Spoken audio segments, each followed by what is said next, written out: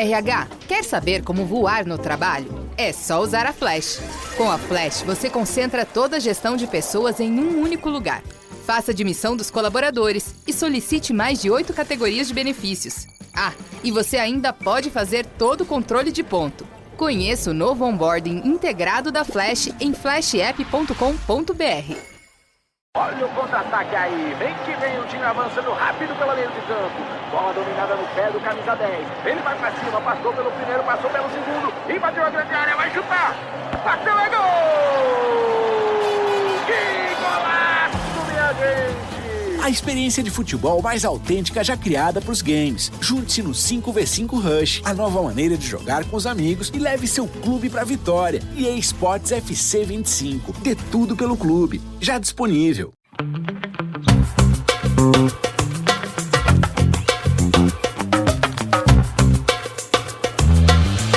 Holy fucking tit balls. Oh my gosh. This is insane. Okay. Hello, everybody. Welcome back to another episode of Don't Blame Me. I have done this intro 15 fucking times. Oh my gosh. Zoom is not our friend. No, I think like we vastly underestimated. And if you guys are watching the video feed, first of all, I want to apologize because my skin, I swear my skin looks worse in this video than it does right now, but whatever, relatable. But also if you see me looking down, it's because I have Melisa on my computer. Right? She's She's on my computer, so I'm looking down talking to her. But this, like, when we talked about like the eventual event that it was going to be like lockdown safer at home, we were like, oh yeah, and we'll record it remotely, it'll be fine. I don't think we realized that this is so much more complex because we're a call-in advice show, like that we have to hear other audio besides just each other. So this has been It's been a journey. We're both on 2 different devices, but our quality is going to be great because we're actually recording from our phone and not directly from the computer. Yes. So well, we also talked mad shit on everybody whose quality was so bad. So like there was no way that like we could talk all this shit to each other and then suddenly be like, yeah, well, ours is going to look the same. So, wow. Yeah. God damn it. Well, guys, what a journey. I'm losing my mind. It's literally, guys, it's taken us an hour to start. It's not quite an hour. I would say it's 42 minutes. Yeah, there you go. Well, guys, this is Don't Blame Me. It's an advice podcast. If you're new here, if you want to call in, you can leave us a voicemail at 310-694-0976. International listeners, you can send us an audio message at meghanpodcast@gmail.com. And yeah. This is crazy. Also, like, you are receiving the most unflattering angle of me. Like, it is just like chin. It's fine. No, I'm not even seeing your chin because the microphone's in the way. I'm seeing forehead. Oh, okay. My forehead, that definitely is a little too expressive right now. Well, should we get into the calls? Because it's taken us so fucking long. Wait, because you haven't had Botox? I need some. I've just been too expressive. You look good. Thanks. No one's seeing me anyway. Hi, Megan. I've been listening to the podcast for so long, I didn't even have to look up the number to call. Since you've been living with Monts for a while, I'm hoping you have some advice for me. I'm 21 and my boyfriend is 24. We've been living together for a little over 6 months now. We're getting ready to move into a new place soon, and there's a few things I would really like to fix before we do that. The first thing is decorating.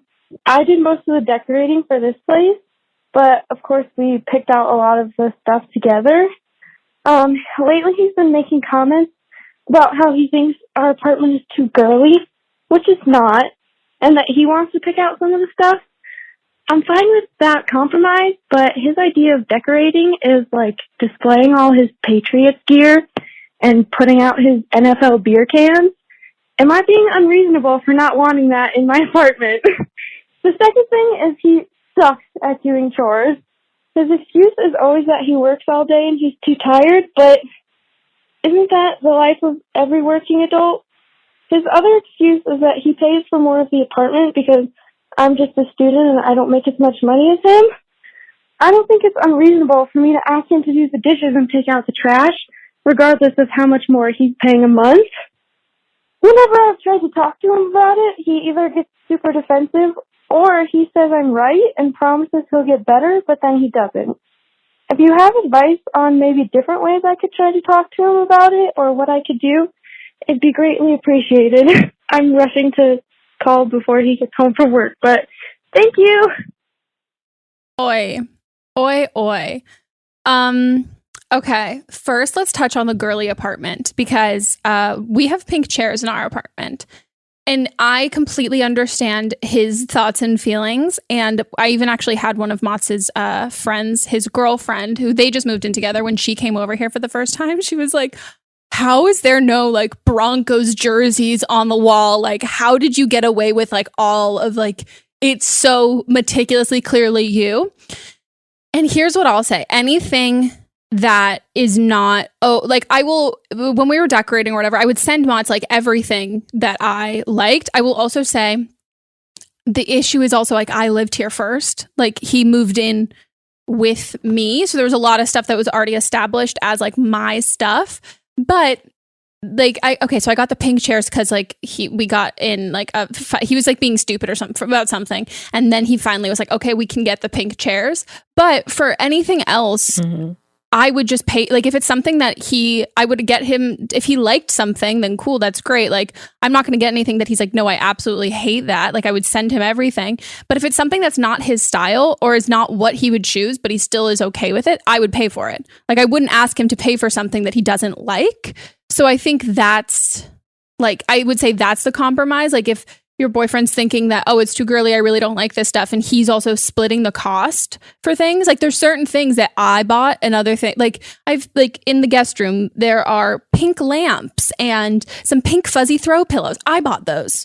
But then for for our couch, which I wouldn't call it girly, we shared the cost of, did we share the cost of the couch? Yeah, we shared the cost of the couch. Or like the dining room table set, he contributed to that. So I think there's like, that's a compromise there. But it is also hard if he is paying for more of the apartment. Like if he's paying for shit that he's not into, then I get that. I think like you have to let him have decorations.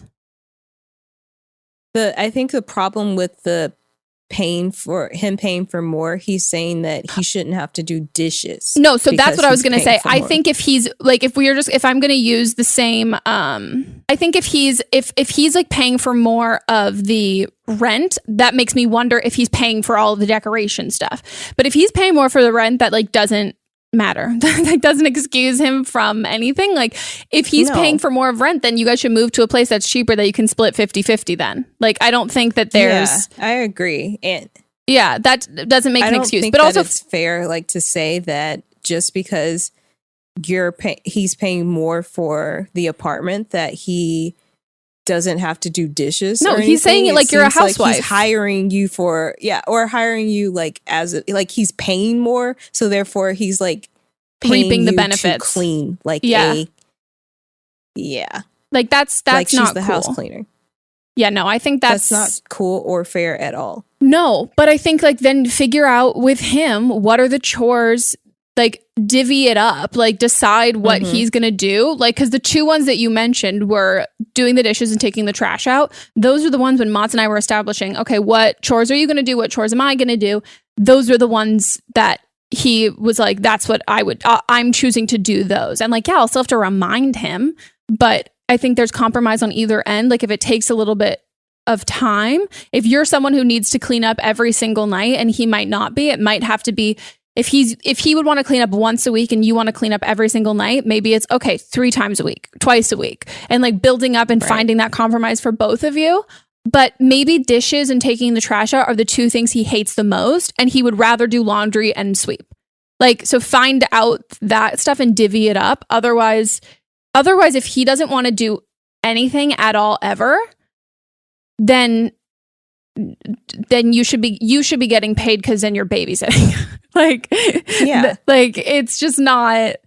That makes no sense to me. It doesn't make any sense at all. Like at all. And I just think, and also the idea that he's like, well, I've been like tired from going to work all day. You're a student. You're tired from school all day too. Like it's not. And you have to, when you come home, you have to study. It's not fair. Oh my God. Yeah. I didn't even think about that. Like that's not. the idea that he thinks that it's not equal. And I think maybe it is the fact that he resents that he's paying more. And also, what if it's his apartment that she moved into that he was already paying more at? Like, that would be ridiculous. But I think if you guys are moving in 6 months, I mean, if you've lived together for 6 months, but you're moving now, I think I would reevaluate. Like, me too. Because I just think, especially you guys are at different points because she's 21, he's 24. He's in the workforce. She's still in school. Like, they're not. Yeah. It's not going to be even until you're done with school. So you gotta. I don't want to say even, but like, he's not going to treat you. Yeah. I don't know how to say this. No, but I get. He's not going to. He's not going to think of the same excuses for you. Like, you're not going to have the same excuses that he has. Mm-hmm. Mm-hmm. And it's like he doesn't respect you. Yeah, because I'll also say Monts works a typical 9-to-5 job, and I work from home, and there are some days where I'm doing a ton, and there's other days where I'm like literally just not doing much, and he will still come home, and if I'm not in the mood to like make dinner, or if I'm like feeling low or whatever, like he'll cook dinner and he'll clean, and I'm the one who's been sitting at home doing nothing all day, like just feeling shitty or whatever, and then he's the one who's gone to work all day, and then he still, like, it's never going to be 50-50. And I just think that's ridiculous that he would hold that like above your head. But I also think that I think that you guys need to have that conversation and then talk about the hypothetical, like, of you're like, okay, well, if we moved into a place where I could pay for half the rent, would you be cleaning more? And like, I don't know. It doesn't bode well for someone who like wholly respects you and is going to like that is going to support you regardless of like where you're at in your life. Like, to me, it's like, it sounds like if you let's say you were working and you lost your job and you weren't contributing a lot of money, that you would then be expected to like go above and beyond when like mental health wise you'd probably be struggling. Like, it just seems doesn't seem. And this probably isn't even an issue now. Oh my God, that's true. Because you probably can't move. You guys are stuck where you are right now, and you're both probably working from home. Do you think he's cleaning now or no? No. Can you imagine? That would be absolute bullshit. Like, where you're doing school online and he's doing work at home. Like, so there's really no, like, you're both like exerting the same amount of physical effort. He can't even come up with some fucking excuse there. And imagine if he's still like, no, this is your responsibility. Yeah. You're dating a man child. I'm sorry. Yeah. This is also a similar age gap to Monts and I, and also a similar, I think he was 25 when I was 21. Or maybe, yeah, we're like 4+ years. But I like, yeah, I mean, I wasn't in school at the time, but even then I don't think you could come up with an excuse that's, I don't know. It's just, it's not good. It's not good at all. But yeah, I hope your quarantine hasn't been terrible. Yeah, I hope she's in our Facebook group season. And then can let us know how the quarantine with her boyfriend has been. Or she can call back too. Oh yeah, please call back too. I just want to know now though, you know? Yeah. Okay. Should we go on to the next? Hi, Megan and Melissa. So I'm 22 years old, and I'm just calling because I could really use some advice. So I've been with my boyfriend for a little over 2.5 years. We met sophomore year in college, and we both graduated in May, and then we moved back home at the end of August. Since then, we've been doing long distance and see each other once every 2 or 3 weeks. So going from seeing each other every day to barely seeing each other has definitely taken a toll on our relationship. And I have always been someone who struggles in saying how I feel and like talking about that. And just like keeping things in. I also kind of feel like if something bothers me that he does, I won't really say it to him, which I know isn't fair. But really recently I've been really good at saying how I feel. And when something upsets me, I will just say it. So with that being said, recently we have been feeling really disconnected from each other and alone. So the other day on Valentine's Day, I was really looking forward to hanging out with him, and I told him that I didn't want anything or to do anything. I just wanted to stay in and watch a movie and hang out with him. And so all I asked from him was him to make me a card because I love cards. And he was like, yeah, definitely I'll do that. And when the time came, he didn't bother putting in the effort to make me a simple card. So I was really upset by that. And I expressed it and told him that I didn't even want a card, basically. I just wanted something that I could read that showed me he loved me. And he was like, I know, I'm really sorry. I shouldn't have done that. And then he went on to say how he feels like I always wish he was somebody else and how he never thinks I'm happy.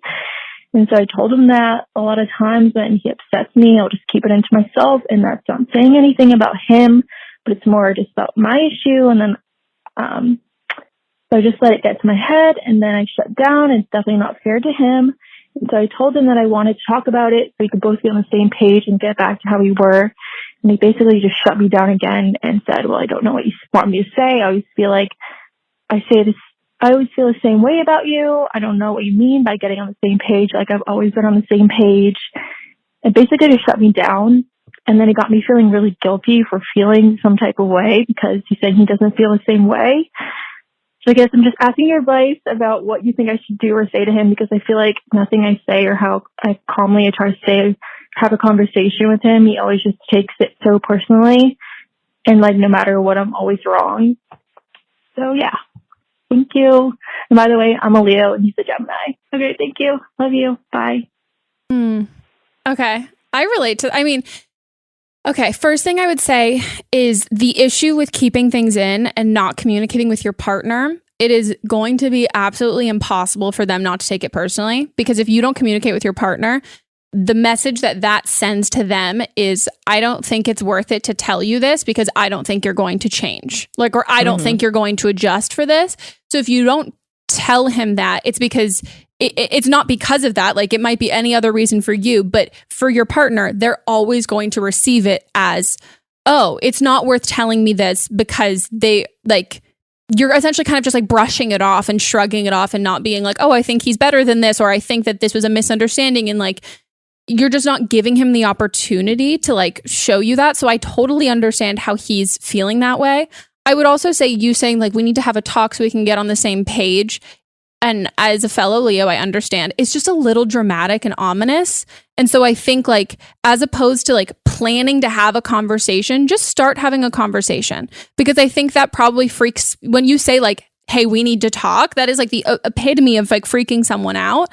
And I think you just need to like say how you feel and not do this buildup. And I'm someone who used to really struggle with communication, and now I over communicate. But like, it can kind of, when you're not comfortable communicating your feelings, it can kind of buy you time, and you kind of do that buildup. But to somebody else receiving that I think like for him probably feels like, what? Like, I don't, and maybe you didn't mean that there's like this big difference communication with you guys, but I think like it boils down to like, you guys have different love languages and you need to, I would take the love language quiz with him, because even when you said, I just needed something to know that he loves me.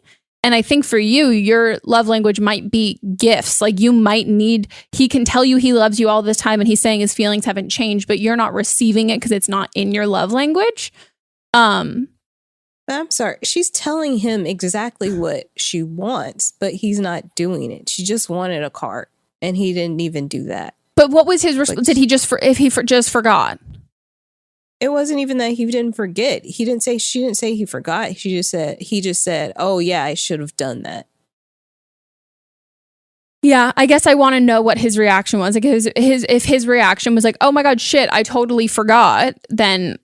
And then he made up for it. The only thing that she wanted, like the only thing. Yeah, I guess any present or anything. She just wanted a card. She's saying exactly what she wants, and he's just like, "Oh yeah, I should have done that." I think it's the love language thing though, because I don't think he's treating it as something that's that important to her, and I think that. Even if she's stressing it, I think you guys need to, I think he needs to see and understand that that's your love language, not just, because he's probably thinking about it in the sense like, oh yeah, a card would be like, that would be nice.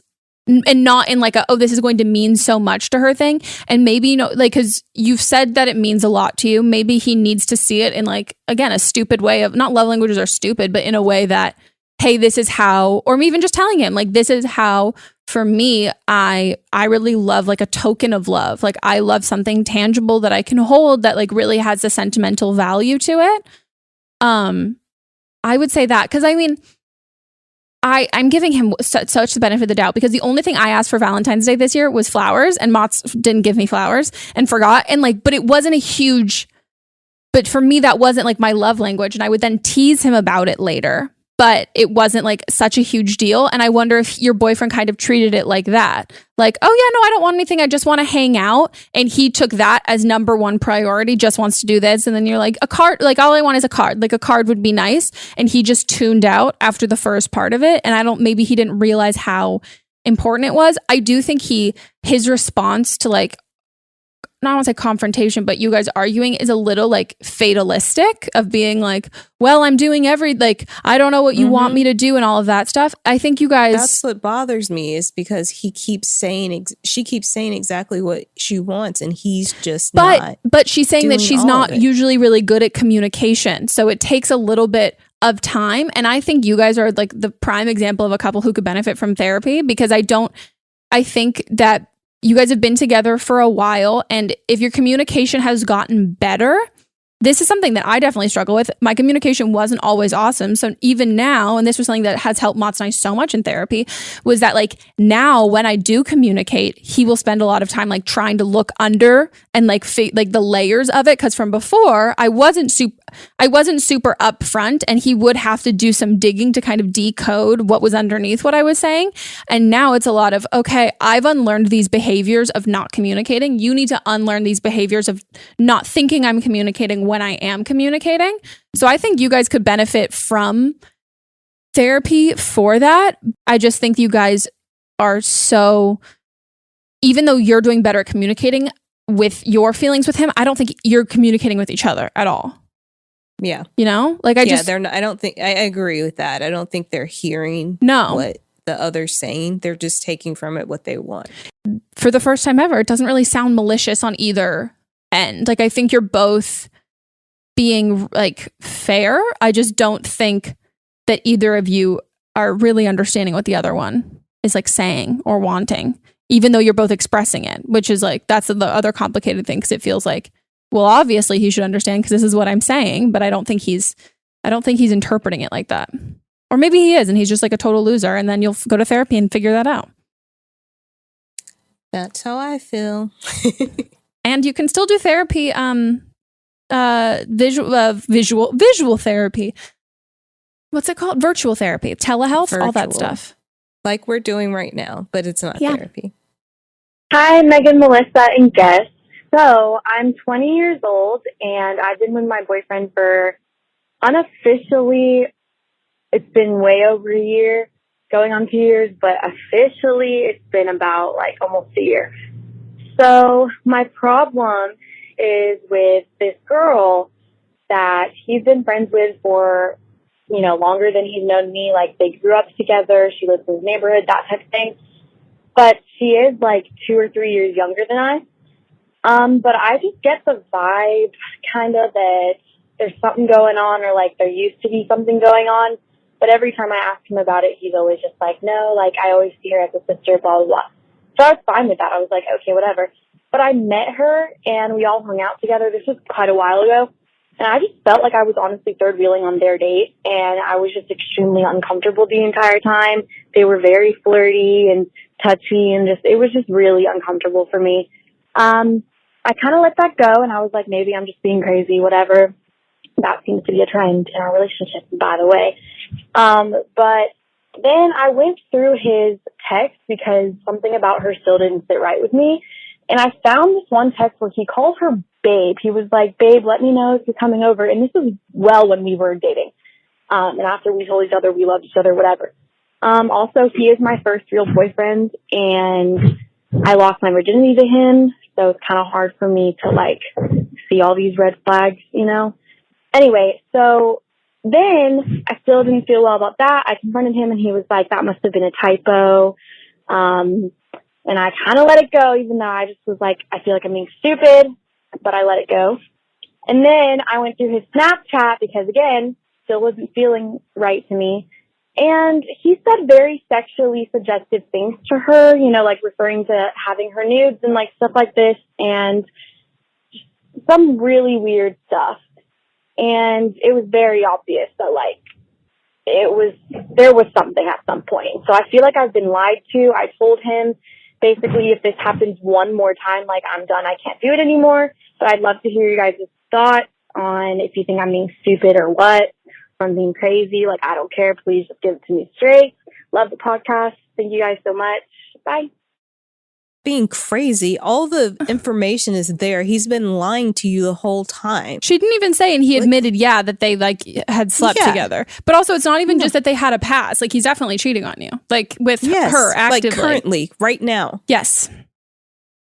You're not crazy, but you're stupid. Just blind to what's actually going on around you. Like you went out, you hung out with him and you felt like the third wheel. You've always got this weird vibe. He calls her babe and they've been talking about nudes and sexual stuff. He does not think of her as a sister. If he does, that's sick. And you just need to move on. Yeah. Dump him. Like he's lying. It's not like he might we did something together. He's not admitting and he's not saying like it happened one time a while ago. It was a mistake, blah blah blah. No, he is actively still doing this and lying to you about it. Yeah, and he's not hiding it well. And not hiding it well is the epitome of not respecting you. And like obviously like cheating on you is not respecting you.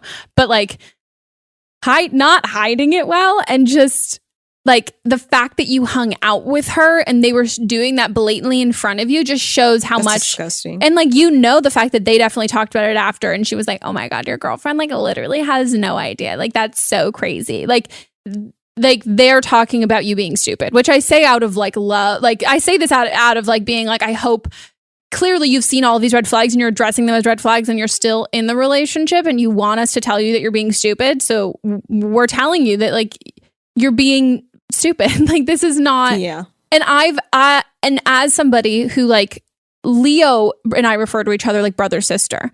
And like the first time Monts and I had known each other before Leo and I became friends, but like even for like before Monts like really met Leo and started hanging out, he was like, oh yeah, I mean, of course I was like, okay, he's like your brother, but like, okay, like what? And then he's like, oh no, 100% platonic. And the same thing with like girls that he's dated, like he's like, oh, this is Megan, she's literally like my sister.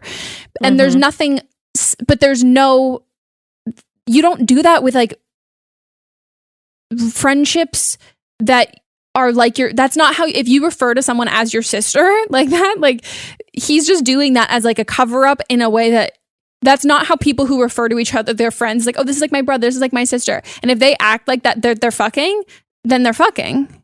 Yes. And especially if they're doing it in front 100%. Of you. Like he should have been like, if he was like actually a smart dude, you would have never met this girl.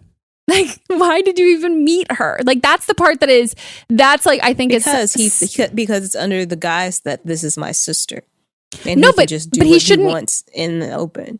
But that's what I mean. Like that he's such an idiot that he's like, even he's such an idiot. Like he thinks so little of you that he's going to he's going to not even hide her from your life. Like he's just going to have her be right there and then call her like be like, oh, she's just like my sister. And then blatantly be like that all in front of you. Because it's an excuse that he can keep doing what he's doing. Exactly. And he doesn't have to hide it. Mm-hmm. This is just... Also, the thing about you losing your virginity to him. We hate that term. That makes you... Yeah, I hate that term, one. But two, like, I understand what you're trying to say is that he's your first real boyfriend and he's the first person that you've really had feelings for. So you want to hold on to that feeling, but you need to have more respect for yourself. Yeah, I think maybe it's your first relationship, so you're not necessarily used to like, oh, what is normal and what's not. Like you don't have something to compare it to. But like as much as I understand that excuse, that doesn't like negate your feelings. Like you have a gut instinct and you have those sort of like, oh, this doesn't feel right. And it doesn't, and like that's such like a male, like a narcissist, like, yeah, like a male misogynistic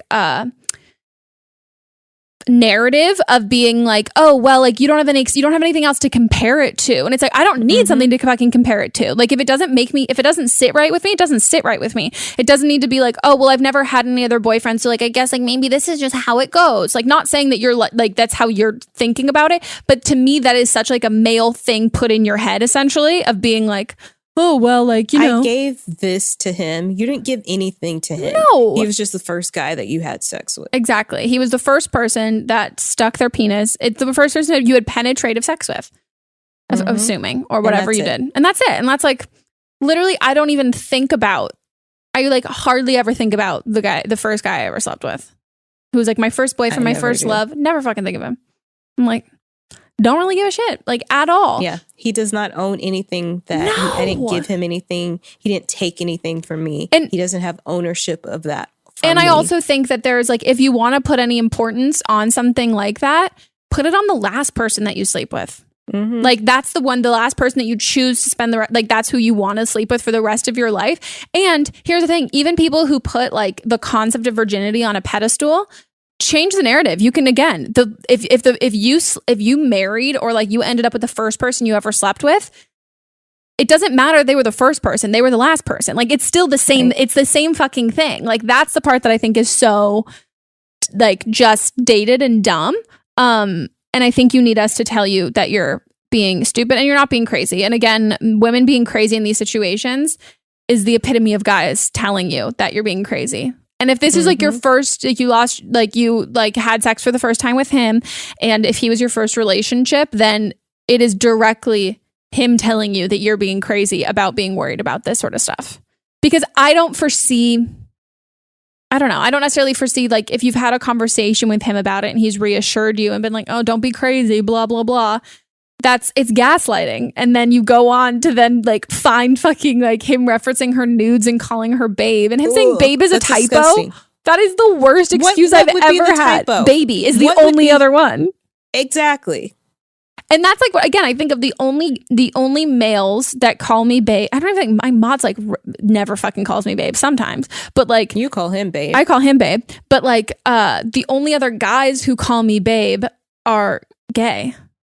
Like our babe or baby, that's it. Like it's just, it's just hella fucking You ever asked dumb. Leo for his nudes? No. I'm trying to think if I've seen any of it. No. I've never seen any of his nudes. Ugh. I would die. I've seen like funny compromising pictures. I think I think him and I told you about one of his. Yeah. But there was like never fucking any genitalia. Like if I would be like, get the fuck out of it. Because it makes me sick to my stomach. It's like, ugh. It's disgusting. It's like a sibling. Like it's so fucking gross. Anytime I even talk about, like we'll talk about sex stuff like left and right. But like if anything ever gets to a point where like too like graphic, he's like, I need you to stop because I'm just picturing it and it's like making me want to throw up. And I'm like, yeah, that's the exact same way how I feel about you. Break up with him. He's a fucking idiot. And also, you know, like either he's going to gaslight you and try and get you to stay and tell you you're being crazy, or he's just like not even going to give a shit. Do you know what I mean? Like he's just going to be like, whatever, like I'm fucking this other girl. It's just so, there's no excuse. And like typo, I'm not over it. A typo? Like, and he's like, oh no, our nickname really thinks that you're an idiot. That's what I mean. Like that's, I think, the worst part. Fucking stupid. He thinks you are such a fucking idiot that he's like, I can literally hang out with my side piece. I can hang out with the girl that I'm cheating with my current girlfriend, and she has no idea. I can call her babe, talk about the nudes that I have, and I'm like able to convince her that she's just being crazy. Like what a dumb shit. Like that, like he has zero respect for you, and you should not have any respect for him, and you need to like just walk the fuck out of his life because he is a piece of shit. Like an absolute piece of shit. Ugh. I apologize. Bye. I feel so bad for you. But yeah, you need to be done. And also like we usually give like snoop more. Like you've literally found everything. I fucking hope you're not quarantined. Yeah, with him. Break up with him by a vibrator. We're all quarantined, so you're not going anywhere. No, but I'm hoping she's not with him. She's not. I don't think. I'm willing that they're not physically together right now. Imagine they're all three quarantining together and he's like, I don't know why you're being crazy, man. Like, babe, you're being like fucking insane. And she's like, wait, which babe are you talking to, me or her? Which one? And he's like, oh, babe, one. I can't. You're all three sleeping in the same bed. And he's like, I don't know why you're being crazy. His dick is like in her mouth. I don't know why. I don't know why you're I just fell over. Like, sorry. I just like have a cut on my penis and I couldn't find any like bandages. So like she's just like helping me out. I can't. Saliva has cleaning properties. Did you not know that? Yeah, break up with this dude. Is it time for a break now? It's time for a break. Okay, guys, we're going to take a quick break and we will be right back.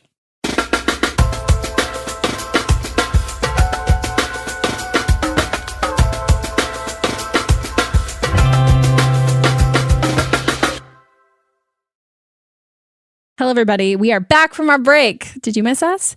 Clearly, we have not moved at all because I am essentially I'm surrounded by equipment. As am I. Which was my goal to like make my skin look not as bad, but it's really not working. Again, I swear it does not look this bad in real life. It's fine. Who cares? I'll throw a filter on it. Please do. Let's get into the rest of the calls. I've been with my current boyfriend for about 5 months, and I'm honestly at a point where I don't know what the fuck I'm doing.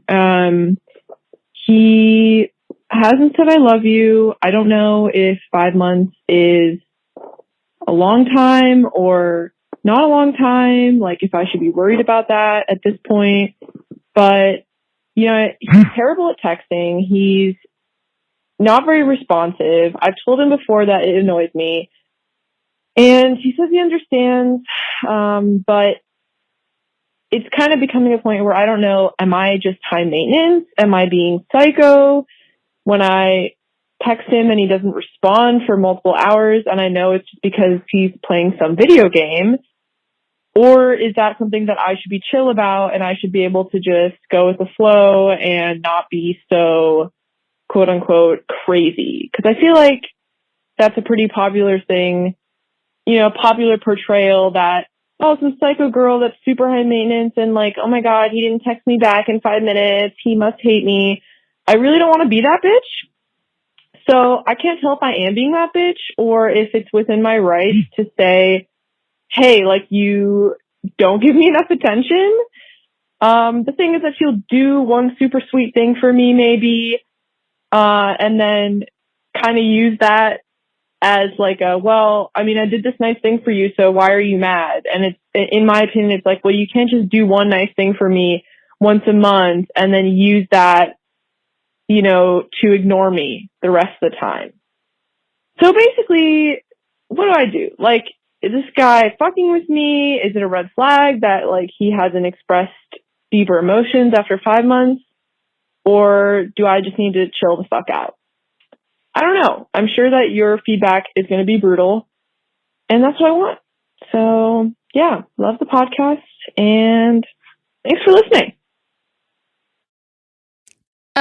I think we have to break this down into like sections. I agree.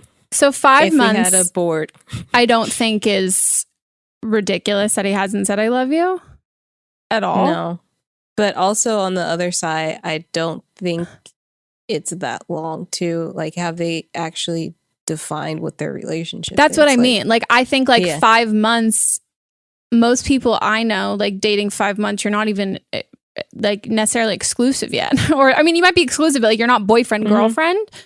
Yeah. So I think that there's like, you can just still be dating. Like we've been dating for 5 months. So I don't think that that's a red flag. I also am curious if you've told him that you love him. And right. If you didn't specify that. And also, do you love him or do you just feel like he should love you at the, do you know what I mean? It's on a timetable. Like you think that you guys have been together for this amount of time. So you think that, you know what, now we've got to we should be in love. But have you? Yeah. Like, are you in love though? Are you actually in love with him? Yeah. It doesn't. I've dated people for like 5 months and never said I love you. Like, because I didn't love them. Wasn't. Yeah. But and I think it's interesting that she never said that she said it, because I don't think you have. I don't think you have expecting either. him to be the first one to say it just because he should. But it also doesn't sound like you're like, I really love him, or like I feel like I'm at this place and he's not there. So yeah, I just feel like a lot of this is like arbitrary timetables. And I think like okay, so I'm not a big texter at all. Like Nope. Takes hours. Yeah, it does. And also I know the fastest way to get to you is on Instagram. Yeah, it is. Because I'm also like, ooh, what does it say? And then I can see like if you've seen it or not. Yeah, exactly. But I'm also like, that's part of me, just like I'm got ADHD. It's just not a out of sight, out of mind thing. And if iPhone could make texts unread, I would do that too. The only people that I text back immediately is like for when I need work stuff. Exactly. But otherwise, it's just going to sit there until I'm done doing what I need to do. Or until I've done and then it's like, oh, okay, cool. Now I can have the brain width to like do this and figure that, like, to talk about this or whatever. Or if it's like someone sending me a video, I'm not going to like, I don't have time to like watch it yet. So like I'm going to respond after I've watched it. Mostly TikToks. But so I'm not a huge texter, and Monts is definitely a far better texter than I am. And I think that like at the early stages of dating, that can be really frustrating because it does feel like, oh, they're not really responding as much, like blah, blah, blah. Like, what is all of this? And I think like, I don't think it should be a massive issue this early on. Unless you're not getting stuff you're not actually like feeling like you're getting anything out of the relationship. So then like if there's not a ton of texting happening, then it feels like there's nothing really happening in this relationship at all. Like I think it needs like the reason why I can be like a not great texter with him is because like we see each other every day. At the end of the day, you're going to see him. Yeah. So I think it's so much more important when you're not seeing someone every day, and he just might be someone who's not into constant communication.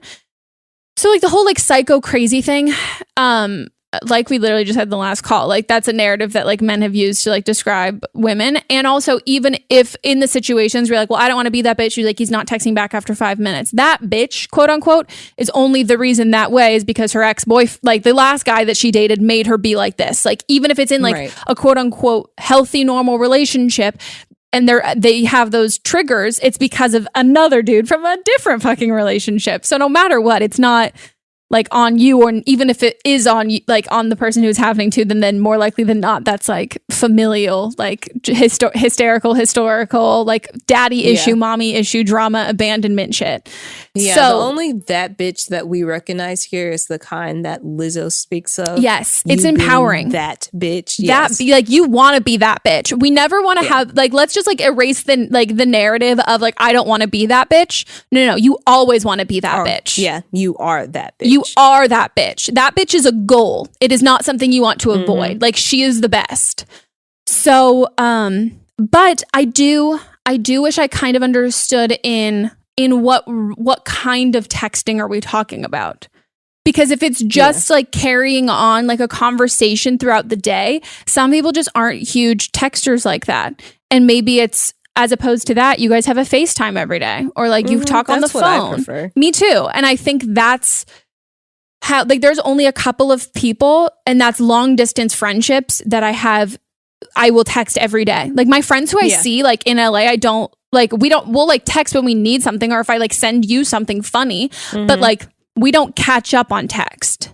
Yeah, I agree. But my sisters, we have an ongoing text message all day, and that's like us checking in with each other, and we're all on different schedules. So that's like, we have that going, but like anybody else, I'm not sitting, I've got like 30 something unread text messages on my phone right now. Look, you're recording on it. Yep. Yeah, so. I've got 36. Did you just say 36 too? I said 30 something. Oh, I have 36. Yeah. But yeah, so I do want to know what that is, because if it's like you trying to schedule like a time to talk and he's just not responding at all, then I think that's, then that to me is like, it's not an issue of him not responding. It's him like avoiding you. But then if it's just like trying to keep up a conversation throughout the day, and if you just have a straightforward, like blunt conversation with him of being like, what is your ideal texting style? Like, what is your ideal way that we would communicate throughout the day?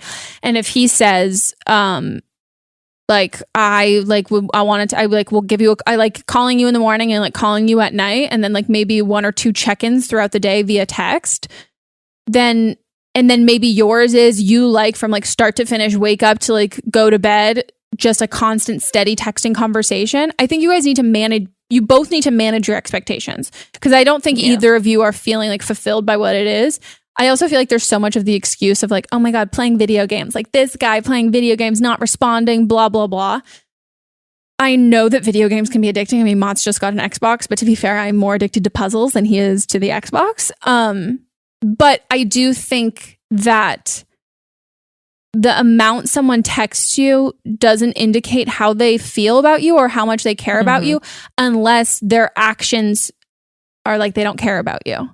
So like, I think if you're looking for the text messages to like confirm or deny what you're feeling like in person or when you are talking to him, then I think that's a different story. Like, I think if like you're feeling like he doesn't really care and he's not really into you when you're talking and like when you're hanging out in person and the text messages are mirroring that, then I think that's your answer. But I think if like when you're in person and everything's great and it's all fine, then I think you just have different texting styles. But I don't know how much you like him either. Yeah, you did not specify that at all. You weren't like, I like him so much, or I love him. Yeah. Either. You're just talking about the things that are arbitrary. And also, we always say this on the show, is that like your feelings shouldn't be contingent on his feelings. So you loving him shouldn't be like, oh, well, I only love him if he loves me too. Because that's like, no, like that, like when Monts and I first said it, like it got to a point where he had said it like, you know, a couple of times and I would like, I'm not ready and like cut it off. But it got to a point for me where I was like, I wasn't worried about saying it first. I didn't say it first, but I was like, I have to say it at some point. I'm just gonna fucking like accidentally blurt it out. And it wasn't like, oh, I'm gonna hold out and wait until he says it so I can say it back. It was like, oh, I want him to say it so I can say it back. But it wasn't I'm not gonna say it unless he says it. I just think that's it's just a weird power dynamic thing that you like don't want to show your hand. But yeah, if you really like him, then express how you feel. And if he doesn't feel the same way, like maybe it's better that you know that now. Yeah. Yeah. Before you're in too deep, but I don't think that you like him anyway. I don't think you like him at all. I think you like him. I don't think you like really like him. I think you just want someone to text too. Mm-hmm. And like, I will say like that, those early stages, like that's when you're supposed to be like texting, having fun thing. But yeah, it's also about managing expectations. Like when Monts goes away for like bachelor parties and stuff like that, like we have a whole system where like I get a call in the morning and I get a call in the morning and a call at night, or a FaceTime in the morning, a FaceTime at night. And then whatever happens throughout the day, I'll get like check-ins, but it's not like an ongoing conversation. But you guys have to establish what it is that you guys are going to do. Otherwise, I think you're going to feel disappointed or feel like you're being like needy or crazy. But you have to say what you want or what you need. So yeah, but again, I don't think you really like him. And if anything, this has probably only gotten worse in quarantine. Yep. Like the not texting. Or it could be better. True. No, I feel like he's just playing so many more video games. Yeah. But my ex left me because of drugs, which was stupid because like I wasn't doing drugs frequently, whatever. But he was telling everybody that he left me because I wouldn't stop doing drugs. Maybe it was terrible because I'd only done shit twice in about a year. Whatever. But like we still talk all the time, and I'll come like talk all the time, and he'll come over sometimes. And it started as like a booty call, but now we'll just come over to like cuddle and watch a movie. Like it isn't even. I thought it was like about sex at first, but like he still tells me how much he misses me, and it doesn't make sense. And like I've brought up a few times, like trying to get back together and trying to just date instead of like, because obviously he's not going to go back to where it was. But he always tells me that I broke his trust and I ruined his trust, and I just like, am I fucking missing something? Like I understand I fucked up, but because we had done shit together and he never directly said to me he didn't want me doing anything, he just told my friends like almost a year ago that he didn't want them to let me do anything. I just didn't think it'd be a huge deal. And I haven't done anything since, obviously. It's been almost 2 months since we broke up, and I miss him so fucking much, and we still talk all the time. And it's just so dumb. I feel so dumb. I miss him so much. Like, he's probably coming over tonight. Like, it's so stupid, and I want him back, and I don't want to give up on it. But, like, I just don't.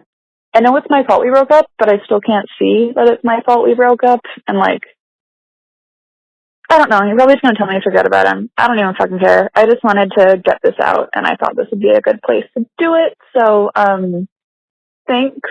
Love the podcast. I appreciate what you do, and I guess I'll go now. Bye.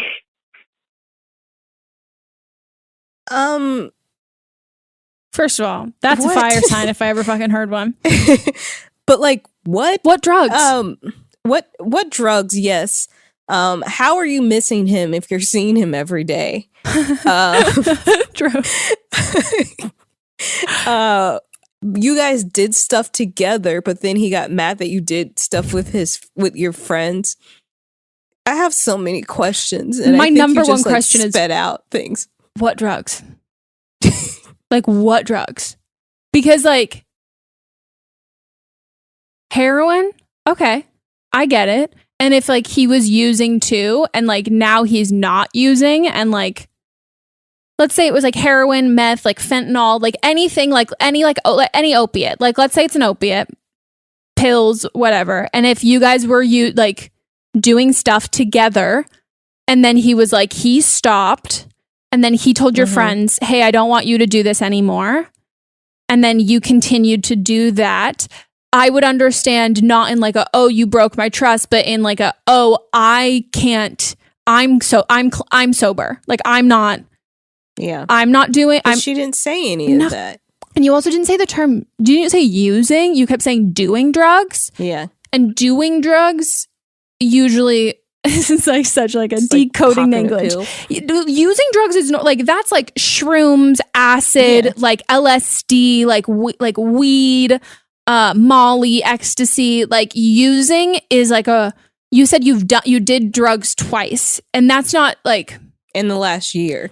Yeah. So it doesn't, I don't know. And maybe it's your classification that you like will do all of that other stuff, but then the doing drugs is something like, maybe this was a harder substance, like, again, like an opiate, and you only did that one twice.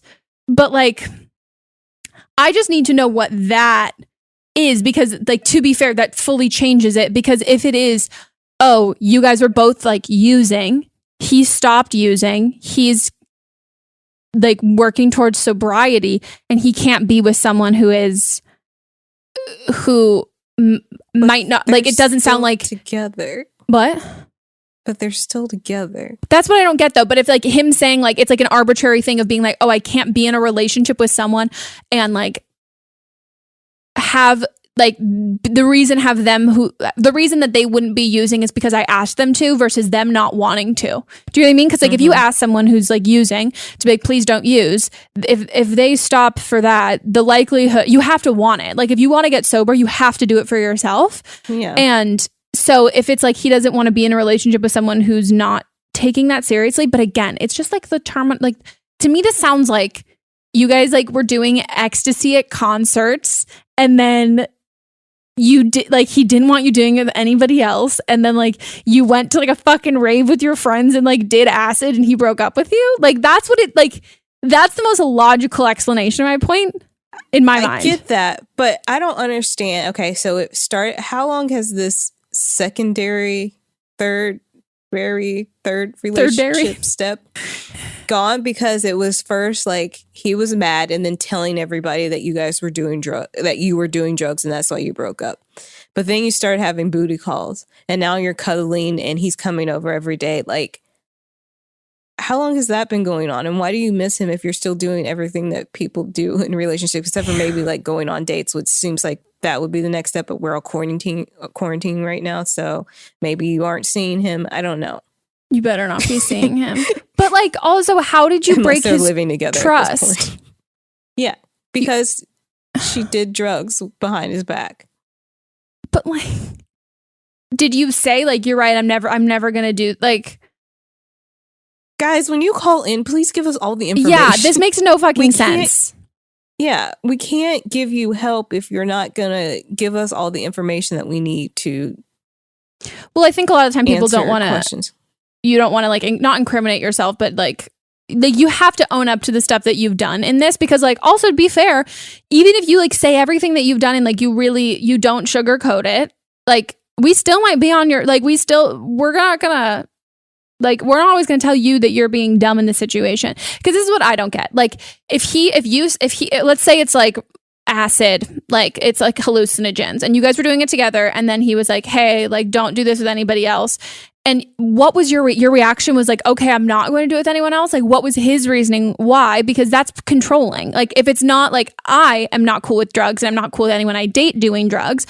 And for me, I refer to them as like party drugs versus like face down in a pool drugs. Like, I'm also at this point, like my anxiety is just like too bad regarding them that I like smoke weed. That's totally fine. Like, but anything else more than that, like, is just incredibly like triggering for me.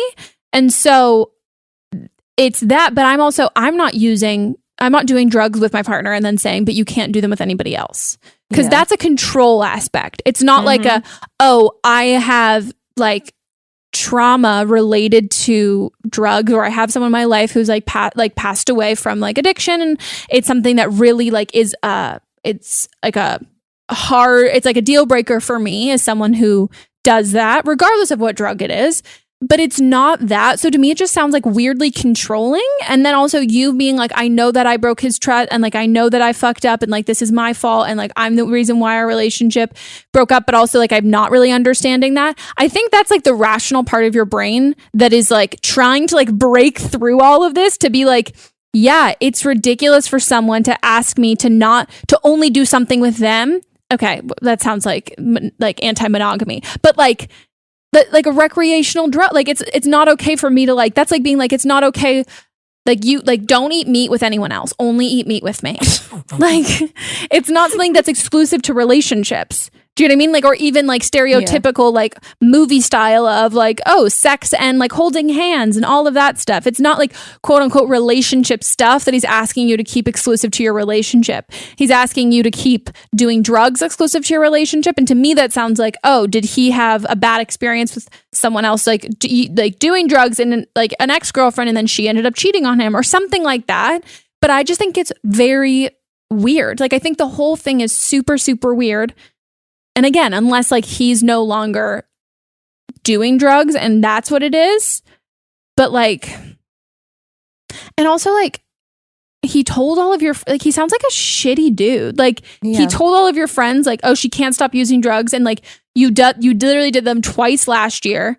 And like, why the fuck are you still even talking? He sounds like a complete like, because she misses him so much. But why? She misses him so much. I can't. Exactly. I can't. Like, that's just dumb as shit. Like, he doesn't respect you. And also, if you break up, chances are he's gonna like, if he has your nudes, if he's gonna go around and spread and say that you're doing drugs when you're not, he's gonna fucking leak your nudes. Like, he sounds like such a vengeful person that like he has to get even. Like, he's saying that you broke his trust. And I think that sounds like so much projecting to me of like him basically being like, you can't trust me. Like, I'm a loose cannon. I'm going to do whatever I fucking want. And like, I don't care if it hurts you. Like, my goal is to hurt you if you hurt me. And then again, him turning it on you and saying, it's like those people who get very like hyper defensive and accusatory of something that like you're not doing, but they're accusatory of it because they're doing it. That's what that sounds like to me, that he's like being like, oh, I can't trust you. But it's like, well, clearly you can't trust him. So yeah, you sound like brainwashed by the dick. Yeah. And I really hope you're social distancing and physical distancing and not seeing him. And we need a clarifying call. We need to understand. And don't be like the girl that oh God, said the dude that broke her back, blew her back out, because we don't need like, I don't need a new story. We want clarifications. We don't need you to have a totally different call. No. I don't. We've got a pretty good character sense of like him or we've got an idea. We need more to clarify this. If you give us like more unrelated information, it's not going to make any of this more clear. No. So it's just a new problem. Yeah, we need to know what drugs they are, all of that shit. And also, like, do your friends like fucking hate him? I would hate him if that was like one of my friend's boyfriends. Like, imagine they're just at like a fucking like, I don't know, like a Wiz Khalifa concert, and he's like, can't believe you would do that without me. It's Like, okay, fucking loser. I just can't. I can't. What if it's like she went to Burning Man without him? Or maybe they went to Burning Man together and they had and this they like can only do drugs at Burning Man. Yeah, and they had this like experience and he was like, I could never do it again. Like maybe he had one of those like very like sexual, like they were rolling and they had like crazy fucking sex, and now he's convinced that every time she's rolling, she's like having crazy sex. Ridiculous. It's fucking dumb. I can't. I like have lost all track of time. Do we have another call? We have an update. Update. Okay. Update time? Yeah, update time. So this is from the episode with Bose. And the original caller was having sexual issues with her boyfriend. Okay. And there might have been hints dropped about his sexual orientation. Yeah. And it's an update. It's her call. Yeah. Oh, shite. So, I was the girl who called in on episode 112. This was a callback, by the way.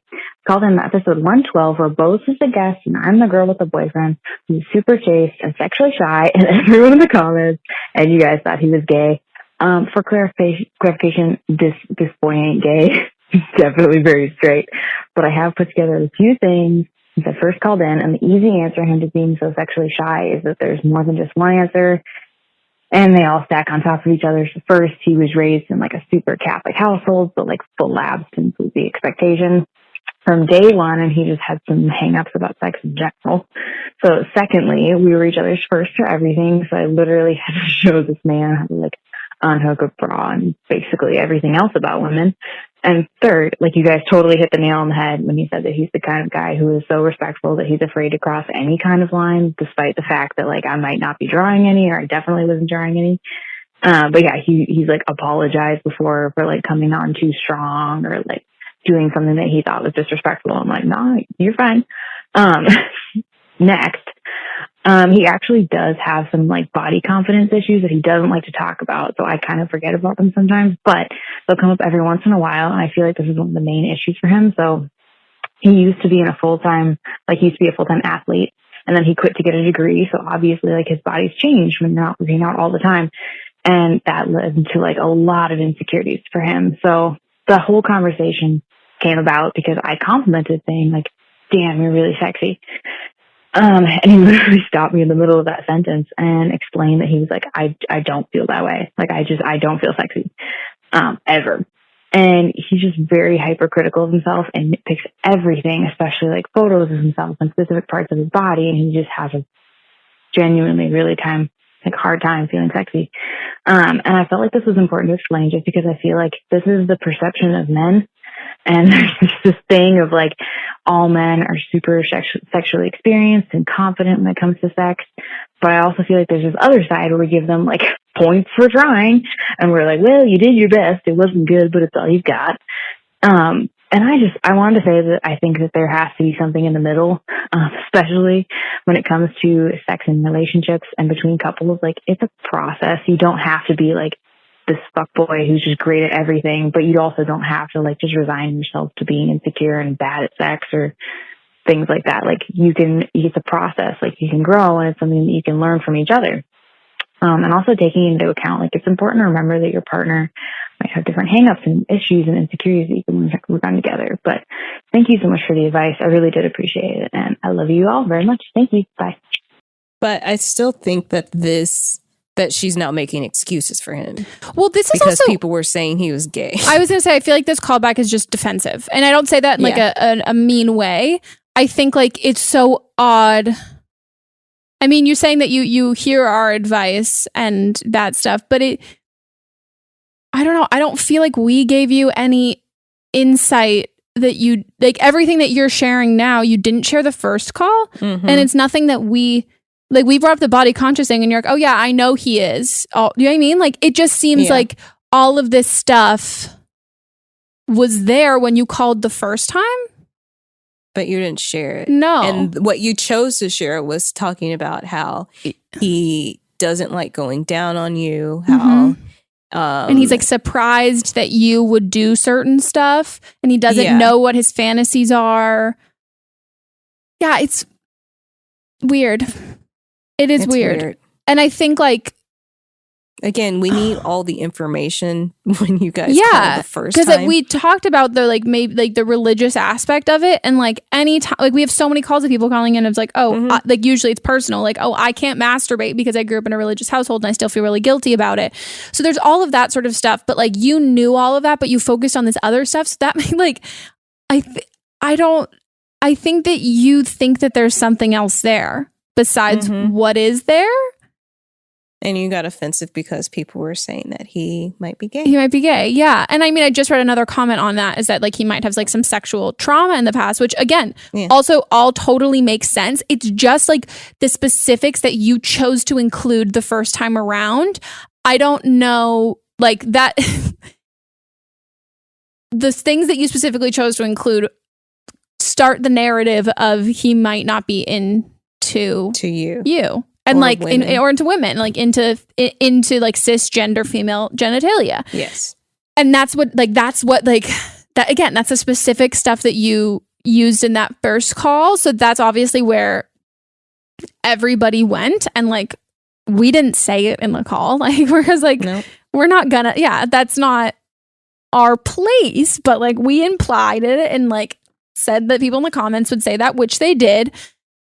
So I'm just confused what we did for you in this situation at all. Do you know what I mean? Yeah, because you said you liked the advice that we gave. So. Yeah. And again, like everything you said was just so like not what we had heard the first time, but like again, is not new information to you.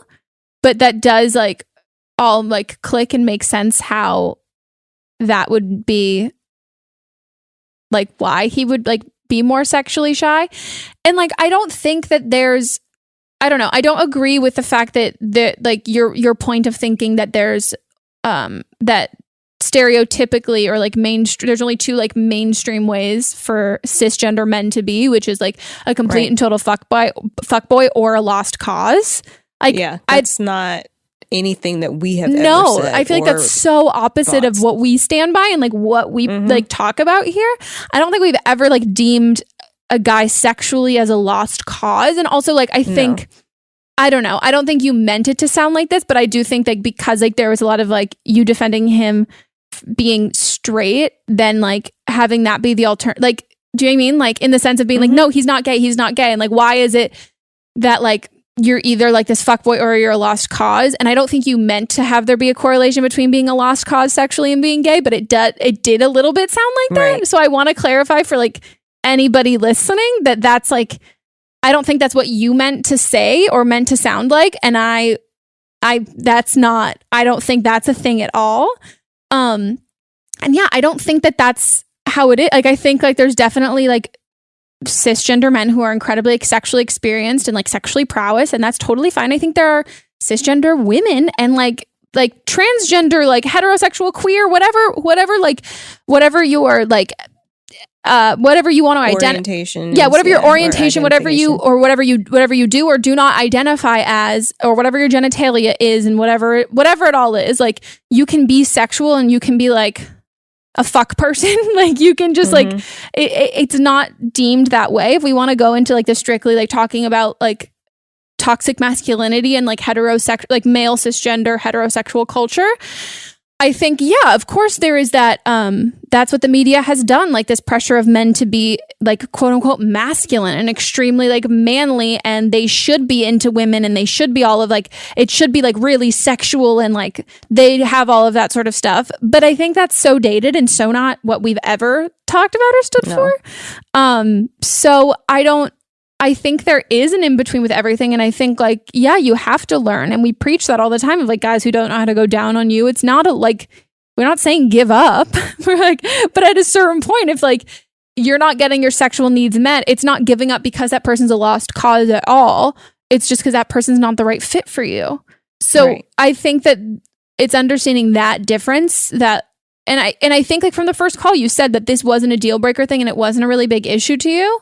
So that's fine. Like that's totally like if where your sex life is at, it's not exactly what you want, but like it's not a deal breaker, then like, okay, go for it, continue doing whatever you're doing. But I don't think that Yeah, I don't think that it means that like there's not enough roles, especially like, let's say just on this podcast, like in the mainstream world, of course, I think that like we're pretty pigeonholed to like our stereotypes of like genders and sexuality. But like here, I feel like we don't need every like cis heterosexual man to like fucking like blah blah blah, like rip your top up, like unless you want that. And if you want that, I love that, I'm about that, right. So I'm gonna date that. But like it doesn't invalidate or like make anyone else like less than. It just means that those people aren't necessarily right for me.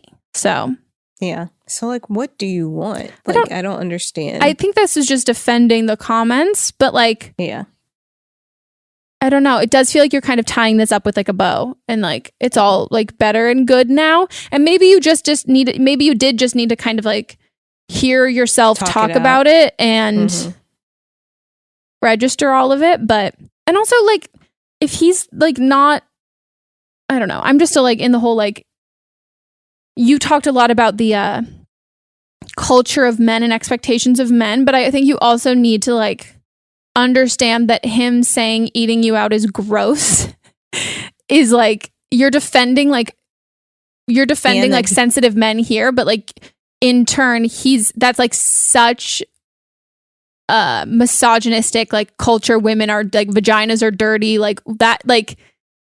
And he's also surprised that she likes going down on oh my him. God, wow, God, girl, you are defending and you are pioneering for like the sensitive, not superly sexual prowess man, but like everything he's kind of saying to you, he's just not a sexual person. Maybe he's just. But then everything he's saying to you is kind of the mainstream media of like women shouldn't like sex like that. Like, yeah. Oh yeah, I didn't even put that two and two together. Like you're pioneering him for not being sexually prowess, and he's a little bit. Like, not necessarily, I don't think. Yeah, he's surprised. Yeah. I'm. And even, I feel like a lot of my friends that grew up Catholic with that Catholic guilt, like going down was still the okay thing, you know? Like going down on each other was still okay because it wasn't sex. Even some people were anal. Into anal. That's what I was going to say. Because it wasn't. Yeah, it wasn't vagina sex. To penis. Yeah. So all this is just very surprising to me. Yeah, but I think if you're happy in your relationship and this is where you want to be and you're fine with how things are, then good on you. Yeah, but then also why'd you call him the first one? Yeah. That's what I think I'm a little confused about. Yeah. But yeah. I mean, happy for you. I don't know what you want from us at this point. Yeah. Or what you wanted the first time. Like, what did you think we were going to say? All right. Weird. Okay. Well, it was a good update. Thanks. Well, guys, that's it for our episode. Hope you enjoyed. If you want to call in for an upcoming episode, you can leave us a voicemail at 310-694-0976. International listeners, you can send us an audio message at meghanpodcast@gmail.com. Oh, there's something in my eye. Pre-order my book. May 5th it comes out, and I've been getting a couple messages of people who are like, oh, is it not in Canada? If you're like trying to pre-order from Amazon, you got to go from your Amazon site, like your country's Amazon. The .ca. Yeah, so a lot of people are like, well, I went to the link in your bio. And I was like, yeah, but it's a US site. Like, just search it from wherever you are. And if you are experiencing delays in shipping, you can do digital and audio. Those are immediate downloads. And I did read the audiobook directed by Melisa. Hello. We had fun. We did have fun. I really enjoyed, and I enjoyed the book. I can give a first-hand account about how proud I am of Megan and how good the book is. And the writing is great. And I highly, highly, highly, highly recommend you all to buy it. It's not like it's not a lot of the things that you've heard. They're not things that Megan has talked about publicly.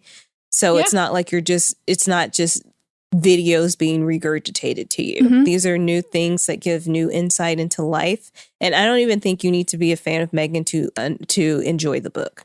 Oh my God, I love you. Thank you. It's so nice. Yeah, someone had asked me if it was like the podcast, like all the podcast stories. And I was like, no, like I'll dive deeper into like the reference of me getting dumped underneath the claw machine in a Mexican restaurant, which I've like said, but like nothing else is. There's a lot of things that I was surprised about. And I feel like I know Megan. Yeah, you do. You were like, I didn't know this story. And I was like, yeah. Closed book, girl. So if you guys want to pre-order it, please do. And what else was I gonna say? Oh yeah, follow us on Instagram. Follow our personal Instagrams, please. I don't ever post anything, but you should follow me. And follow me too. And if you guys haven't watched the video version, you can check out all of the lighting that I tried to do for this that still makes my skin look absolutely awful, which is cool. And what else? I hope you guys are all staying safe, staying healthy, staying inside. No dick is worth other people death. No dick is worth death. Nobody else. No dick is worth it. Nobody should die for you to get it fucking in. Unless you're like, nobody else should die. But if it's like the greatest sex of your life and you die during it, that's fine. But I'm happy for you. Like, with something like 5 million podcasts, finding a really good one can take a ton of time. So let me recommend one. It's called Something You Should Know. I'm the host, Mike Carruthers, and in each episode, we discuss topics that can be really helpful, like how to read people better, the psychology of crowds, or fun things like the story of Legos, or why you probably wouldn't be here if it weren't for horses. Something You Should Know is the name of it, wherever you get your podcasts. I'm happy for you then, but like nobody else's life is worth your... No, it's just not a thing. So buy a vibrator, stay the fuck inside, only fuck people that you are quarantined with. And not related to. And not, it's so sad that we have to say that. I know. Blood related or related by marriage, unless you're the one who's married to them. Yes. Yeah. So, and use protection. Don't have a quarantine baby unplanned. Did you see those twins that were born? I can't. COVID and Corona. That's cruel. Fucking cruel. Like, we just wanted to like bring some awful light to this and like make some levity. And I was like, I think it might end up being illegal. That's so bad. Yeah. It's so bad. It's terrible. Well, guys, you can also leave us. What? I was going to say, whoever left the message on, or the review on Apple Podcasts that I'm always grumpy. You're stuck with me. I can't. That's a cancer. I also just want to say I've predicted everybody, like everyone who's like on the Facebook group. One girl like made a post of being like I'm not gonna whatever, but like made a post and it was what I know exactly what you're talking about. And I'm not gonna like say what it is because like we keep all that private. But like it's all these fucking comments like answering and like giving advice, and the only thing I said is, "Are you a Cancer?" And she responded and going, "Haha, oh my fucking God, I am." And I was like, "Yeah, knew it." Yeah. But if you guys want this like peppy, like also I just can't understand, like, am I not grumpy? Like, am I angry? Are you grumpy and am I angry? No, they said that you were tolerable and I was grumpy. Oh, because they could tolerate what you said, and then I was, because I was like, there's no way that they like me and then think you, because like I'm not like sunshine rainbows. Do you know what I mean? Like I get like all the time. It's like, oh, she's either she's a bitch or like, yeah. So like that's what I don't. Or like close-minded. So that's funny. Tolerable. That's the only way you could cut it. And also, if you think I'm tolerable, you guys for all the thanks, guys, for all the other nice reviews. Yeah. If you want to leave a review, now that you've got the time, please do. Yeah. And we'll see you guys next time. Goodbye.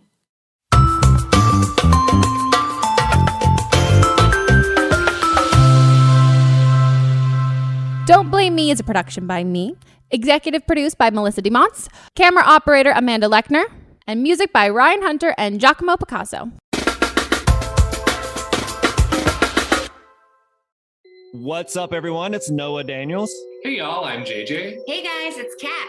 And we're your hosts of the Real Hauntings podcast, where we bring on guests to share their first-hand encounter ghost stories and supernatural experiences. Now on to the trailer.